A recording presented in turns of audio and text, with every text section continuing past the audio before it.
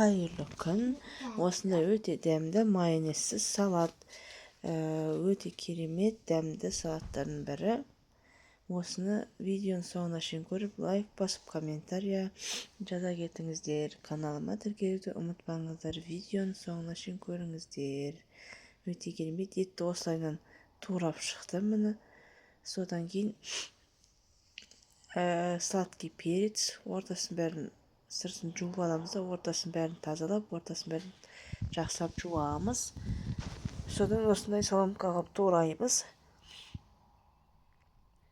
Содан кейін помидорымызды осылай үш бұрышты етіп тураймыз.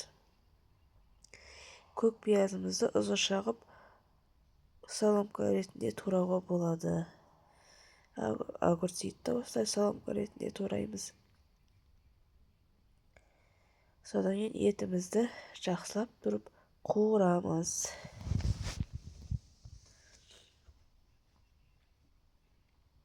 Дәл видеодағыдай істесеңіздер өте дәмді болады.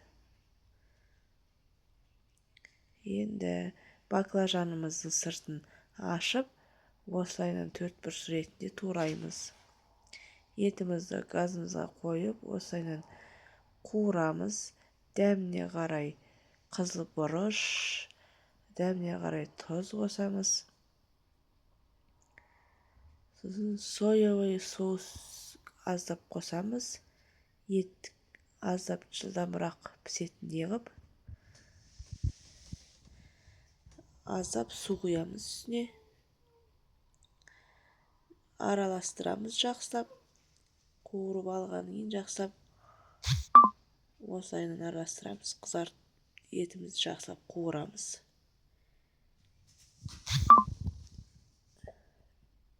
Бетін жаба тұрамыз. Енді аздап су құямыз. Тағы біразға бетін жауып, жақсылап қуырып пісіріп аламыз. Сладкий перцті салып, тағы бір қуырып, аздап қоямыз отқа. Сладкий перец қатты езіліп піскетпеу керек. Осылайынан жақсылап араластырып аламыз. Тағы бетін жабамыз.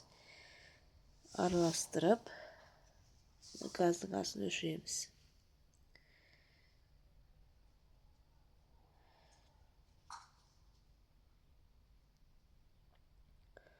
Осылайынан әдемі болып піседі.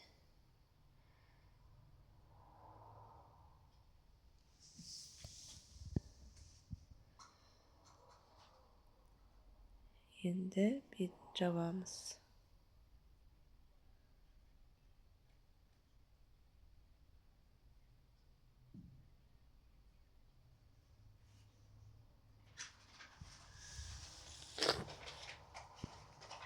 Осылайынан пісіріп аламыз. Өте керемет, өте дәмді.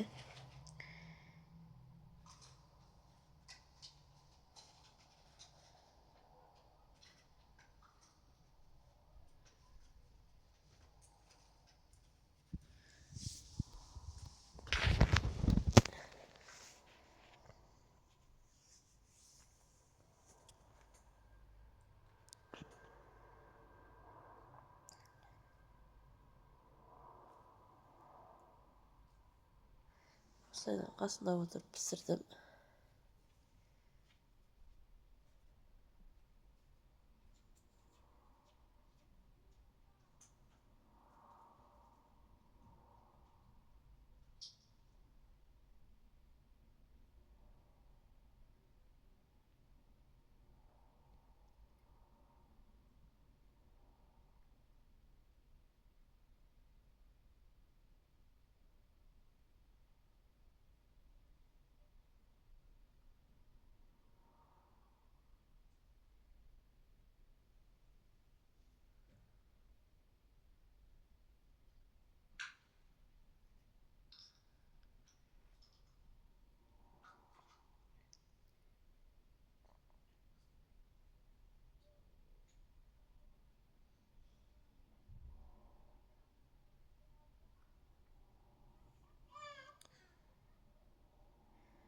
Тағы да бетін жауып, пісті міне асын өшіреміз. Енді баклажанымызға аздап тұз саламыз да 2 столовый ложка ұн салып араластырып аламын. Содан табамызға қазір сұйық майды құйып, газға қойып қыздырамыз. Бұл баклажанымызды қуырып аламыз қысып тұрған майда. Баклажан қызарғанша пісіреміз.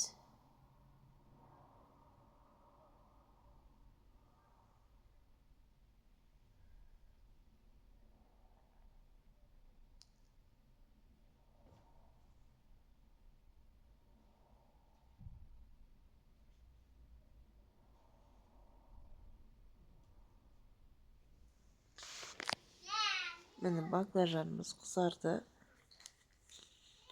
Ажурный салат дәмін келтіреді. Огурцы, помидорымыз салдық. Үстіне қазір көк пиязымыз саламыз.